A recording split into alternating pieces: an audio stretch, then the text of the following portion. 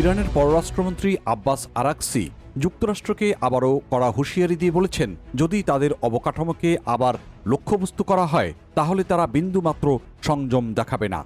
তিনি আরও বলেছেন, তার দেশের কাছে গোয়েন্দা তথ্য রয়েছে যুক্তরাষ্ট্র সাউথ পার্স গ্যাস ক্ষেত্রে আবারও হামলা চালানোর পরিকল্পনা করছে। এদিকে ইরানের বিমান প্রতিরক্ষা ব্যবস্থা ও নৌবাহিনীর ব্যাপক ক্ষয়ক্ষতি করার মার্কিন দাবি প্রত্যাখ্যান করেছেন পররাষ্ট্রমন্ত্রী আব্বাস আরাকসি।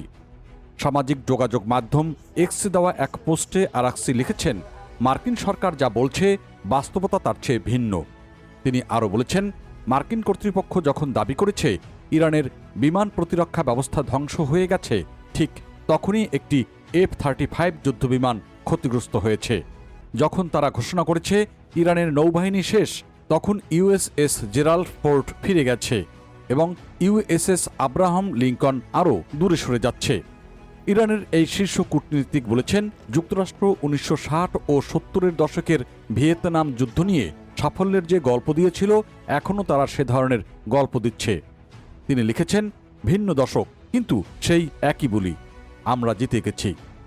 একই সঙ্গে তেহরান বলছে তাদের দেশের শত্রুদের জন্য বিশ্বের কোনো পার্ক, বিনোদন এলাকা ও পর্যটন কেন্দ্র আর নিরাপদ থাকবে না বলে হুঁশিয়ারি দিয়েছে ইরান। দেশটির সামরিক বাহিনীর প্রধান মুখপাত্র জেনারেল আবুল ফজল শেকারচি এ হুঁশিয়ারি দেন।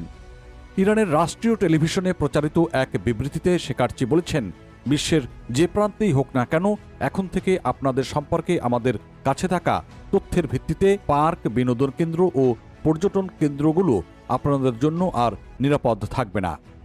যুদ্ধের শুরু থেকে ইরানের শীর্ষ নেতৃত্বকে বিমান হামলার মাধ্যমে তা করেছে ইসরায়েল। শুক্রবার ভোরে ইসরায়েল ও যুক্তরাষ্ট্রের যৌথ ক্ষেপণাস্ত্র হামলায় ইরানের ইসলামী বিপ্লবী গার্ড বাহিনী IRGCর শীর্ষ মুখপাত্র জেনারেল আলী মোহাম্মদ নাইনি নিহত হয়েছেন। এদিকে ইরান যুদ্ধের ফলে সৃষ্ট আঞ্চলিক অস্থিতিশীলতার মধ্যে ইরাক থেকে নিজেদের প্রায় সব কর্মীকে সরিয়ে নিয়েছে ন্যাটো। ইরাকের জাতীয় নিরাপত্তা উপদেষ্টা দপ্তরের কর্মকর্তাদের বরাত দিয়ে বার্তা সংস্থা AFP এবং আল জাজিরা এই তথ্য নিশ্চিত করেছে। কর্মকর্তারা জানিয়েছেন, এই প্রত্যাহার সাময়িক এবং যুদ্ধ শেষ হয়ে পরিস্থিতি স্থিতিশীল হলে ন্যাটোর কর্মীরা আবার সেখানে ফিরবেন।